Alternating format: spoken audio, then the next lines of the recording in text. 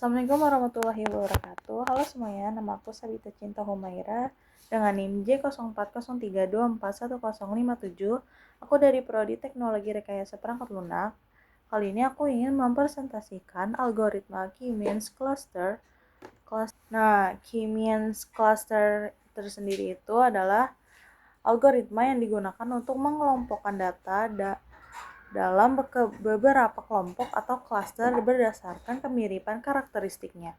Algoritma ini juga termasuk dalam kategori unsupervised learning. Nah, yang berarti kita tidak memerlukan label data untuk menjalankannya. Nah, prinsip utamanya juga itu adalah mencari posisi optimal dari pusat-pusat klaster yang disebut centroid. Sehingga data dalam satu klaster lebih mirip satu sama lain dibandingkan dengan data klaster lainnya. Nah, langkah-langkahnya itu berupa inisialisasi, pengelompokan, pembaruan sentroid, dan iterasi. Nah, inisialisasi tersendiri itu kita menentukan jumlah klaster yang diinginkan, misalnya klaster sama dengan 3 dan memilih secara acak klaster titik awal sebagai sentroid. Lalu yang kedua itu ada pengelompokan. Nah, di setiap data akan dihitung jaraknya ke sentroid.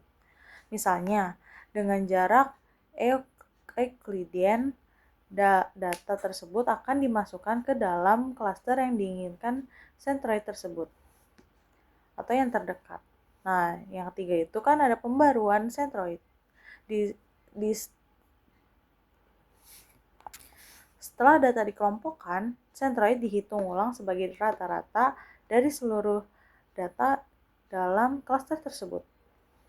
Yang terakhir itu iterasi. Langkah kedua dan ketiga itu diulang sampai posisi sentroid stabil, artinya tidak ada perubahan signifikan lagi. Untuk contoh K-means di dunia nyata itu misalnya kita memiliki data tentang pelanggan sebuah toko yang mencakup jumlah belanja dan frekuensi kunjungan. Kita ingin melakukan segmentasi pelanggan dengan menggunakan K-means itu, misalnya pelanggan dengan belanja besar dan sering berkunjung dapat masuk ke klaster pelanggan premium.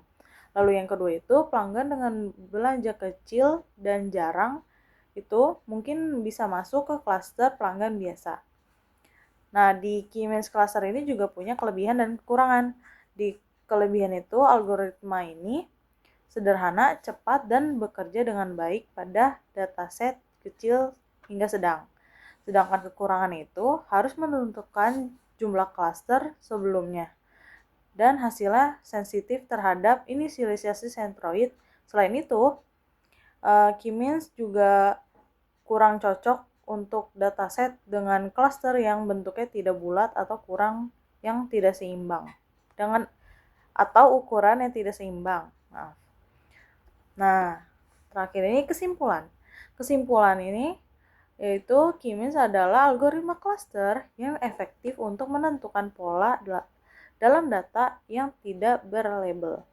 Namun, seperti algoritma lainnya, K-means juga memiliki batasan sehingga penting untuk memahami karakteristik dataset sebelum menerapkannya. Sekian dari saya. Wassalamualaikum warahmatullahi wabarakatuh.